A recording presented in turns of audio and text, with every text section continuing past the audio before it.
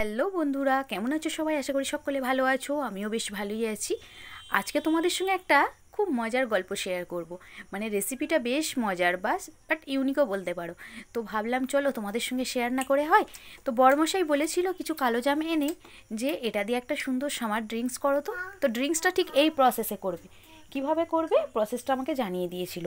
তো আমি ভাবলাম চলো সেই প্রসেসে করে দেখি খেতে কেমন হয়।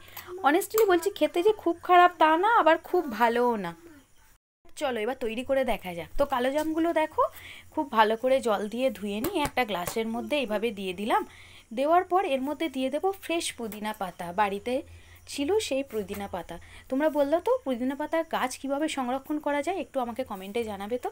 কারণ বেশিরভাগ গাছই খালি নষ্ট হয়ে যাচ্ছে, তাই ভাবলাম চলো তোমাদেরকেই জিজ্ঞাসা করি। তো তোমরা জানা থাকলে পুদিনা পাতা গাছ কিভাবে সংরক্ষণ করা যায়, পুদিনা গাছ, অবশ্যই কমেন্টে জানাবে। দেন এর মধ্যে অ্যাড করে দিলাম স্লাইস কিছুটা লেবু। দেওয়ার পর এইভাবে একটু প্রেস করে জাস্ট একটু চেপে নাও, দেখবে সুন্দরভাবে এর মানে জুসটা যেটা কালো জামের মধ্যে থাকে সেটা বেরিয়ে আসবে। চলো দেখাই, দেখলেই বুঝতে পারবে। এই যে দেখেছো কতটা সফট হয়ে গেছে।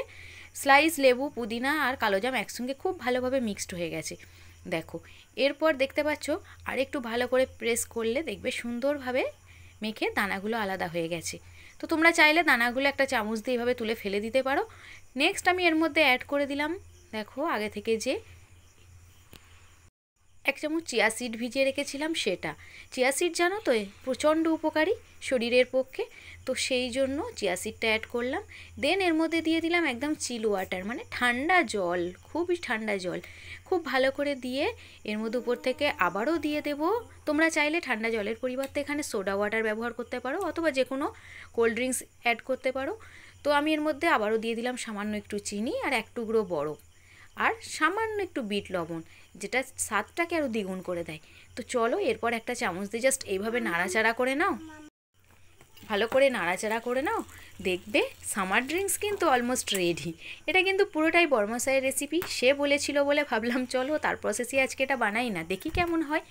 তো খেতে অনেস্টলি বলছি খুব যে ভালো হয়েছিল তা না, আবার খুব যে খারাপ তাও না। বেশ মানে সামার ড্রিঙ্কস হিসাবে বেশ টেস্টি বলতে পারো। প্রচণ্ড গরম থেকে ফেরার পর এরকম এক গ্লাস যদি ঠান্ডা ড্রিঙ্কস হয়, সত্যি এমনি মনটা জুড়িয়েই যায়।